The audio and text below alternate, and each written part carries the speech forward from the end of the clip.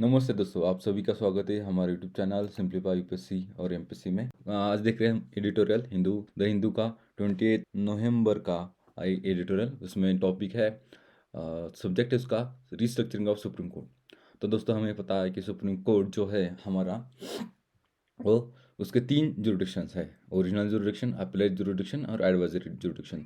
तो original jurisdiction मतलब ऐसे कुछ बात है जहाँ पे हम डायरेक्ट सुप्रीम कोर्ट में अपील कर सकते हैं। उसमें सेंटर स्टेट के बीच की कुछ इश्यूज हो, स्टेट टू स्टेट के बीच के कुछ इश्यूज हो, या फिर ओरिजिनल जुरिडिक्शन में जिसमें फंडामेंटल राइट्स का कुछ इम्प्रिजमेंट हो रहा है, उसको प्रोटेक्ट करने के लिए हम डायरेक्टली सुप्रीम कोर्ट जा सकते हैं। सेकंड आता है अपीलेट। तो हाई कोर्ट के में जो भी सिविल और क्रिमिनल डिसीजन दिए हैं, उसमें अगर उनको फिट लगता है क्वेश्चन ऑफ लॉ है, या फिर वहाँ पे फाइनेंशियल अमाउंट की जो लिमिट है वो क्रॉस करी है, तो वहाँ पे सुप्रीम कोर्ट में अपील दाखिल कर सकते हैं। थर्ड आता है एडवाइजरी। एडवाइजरी जुडिशन क्या रहता है? हम इंडियन कॉन्स्टिट्यूशन में आर्टिकल 143 के तहत प्रेसिडेंट सुप्रीम कोर्ट से एडवाइस मांगता है। तो उसके लिए या फिर उसको गवर्न करने के लिए एडवाइजरी जुडिक्शन आता है। हमारा सुप्रीम कोर्ट जो भी बनाया गया वो 28 जनवरी 1950 से स्टार्ट हुआ, और जो कॉन्स्टिट्यूशन मेकर्स थे उन्होंने उसको एज ए कॉन्स्टिट्यूशनल कोर्ट भी बोला है, as a court of appeal भी बोला है।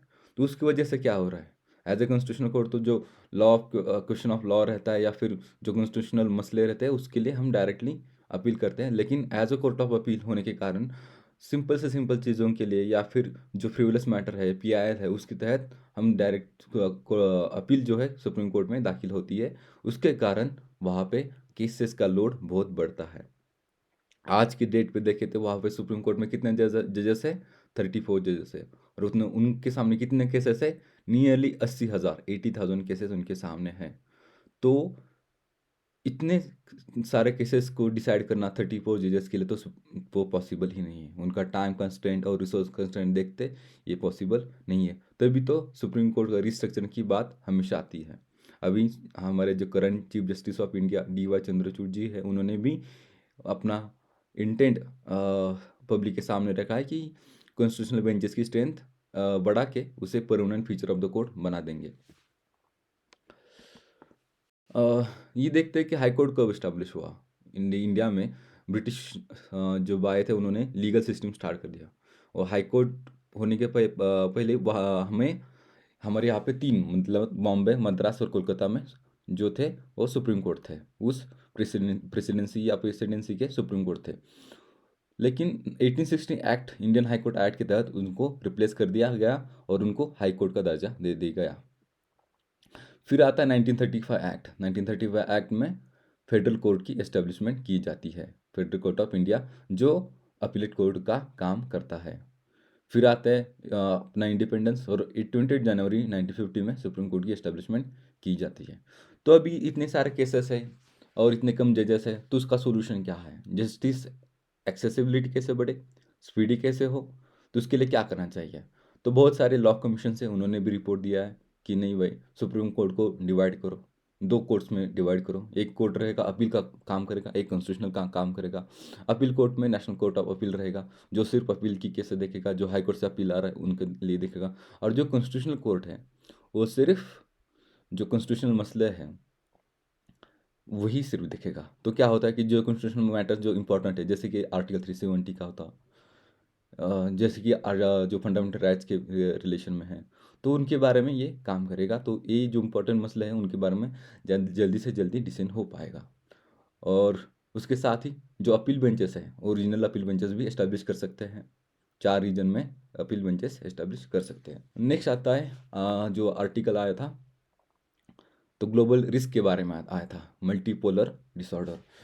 तो ये इससे के लिए बहुत इंपॉर्टेंट टॉपिक है। यहाँ पे कुछ पॉइंट्स मैंने यहाँ पे लिख लिए आर्टिकल से। तो के नारायण है हमारे एक्स नेशनल सिक्योरिटी एडवाइज़र और इंटेलिजेंस ब्यूरो के वो चीफ भी रहे हैं, उनका ये आर्टिकल है। तो अभी की जो इंटरनेशनल सिचुएशन है देख के उन्होंने कुछ जो इंटरनेशनल स्टेबिलिटी है, इंटरनेशनल ऑर्डर है, उसके लिए कुछ डेंजरस चीज़ें उन्होंने लिखी है उनके बारे में, उसके बारे में उन्होंने लिखा है। चलो चलो देखते हैं क्या क्या चीज़ें जो हम ऐसे में यूज़ कर सकते हैं, हम जीएस में यूज़ कर सकते हैं कि इससे हमारी स्टेबिलिटी, ग्लोबल स्टेबिलिटी है, उसको ये डैमेज पहुंचाएंगी। तो उन्होंने शुरुआत की है 21st सेंचुरी के इनिशियल डिकेड्स के साथ, जहाँ पे 2 वर्ल्ड वॉर हो चुके थे। 20th century, not 21st century, 20th century के।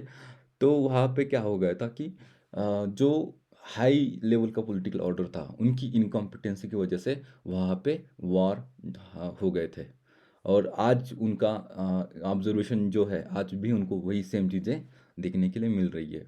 जैसे कि अभी हमास और इज़राइल का हो गया, रशिया और यूक्रेन, उनका वॉर हो गया। तो उससे क्या हो रहा है कि वॉर जो है वो लास्ट ऑप्शन होने के बजाय अभी वो ज़्यादा से ज़्यादा यूज़ हो रहा है। नेक्स्ट वो बात करते हैं कि टेररिज्म के बारे में। जैसे कि 2001 से एक के जो यूएस पे अटैक हो गया, ट्विन टावर अटैक, फिर उसके बाद से इस्लामिक स्टेट बन गया, उसके बाद फिर छोटे छोटे अटैक होने लगे सारे स्टेट में। तो ग्लोबल टेररिज्म ने एक ग्लोबल रूप ले लिया है। और उनके तहत जो अभी हमास इजराइल वॉर है, वो भी एक एक्ट ऑफ टेररिज्म है।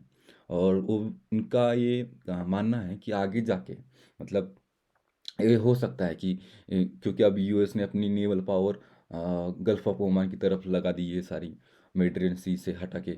फिर उन्होंने लगा बोल दिया है कि यहाँ पे अगर ईरान इन्वॉल्व होता है, या फिर शिया का जो मिलिटेंसी ग्रुप है वो इन्वॉल्व होता है, तो एक मल्टी लार्ज स्केल का वॉर हो सकता है।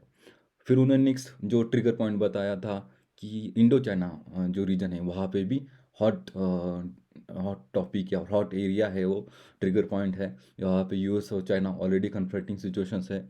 और रशिया में ऐसे भी देश है जो चाइना को मिलिट्री लेवल पे कन्फ्रंट करना चाहते हैं। अगर ये हो जाता है तो यूएस और चाइना डायरेक्टली वॉर में इन्वॉल्व हो सकते हैं, या इन्वॉल्व हो जाएंगे। तो जिसके तहत जो ग्लोबल इकोनॉमिक ऑर्डर है, पॉलिटिकल ऑर्डर है, उसके लिए बहुत बड़ा नुकसान हो सकता है।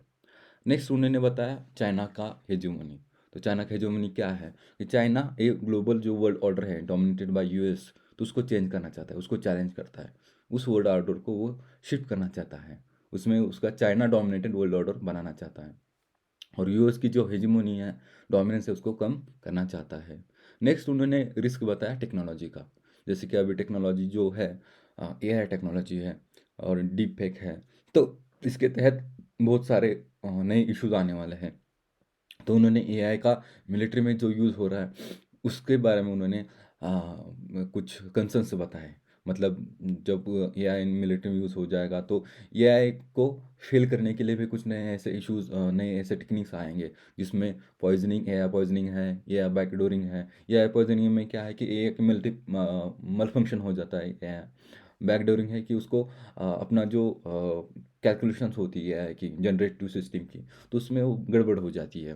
तो ऐसे अगर कर देता है कोई, तो एआई जो यूज़ कर रहा है उसके लिए तो बहुत बड़ा दिक्कत हो सकती है।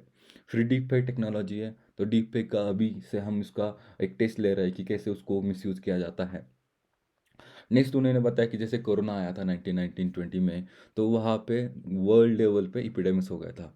अभी भी चाइना में कैसी न्यूज़ आई थी 4 दिन पहले, वहाँ पे कोई ऐसा आ रहा है, मतलब कोई ऐसा वायरस या उस टाइप का कुछ स्प्रेड हो रहा है।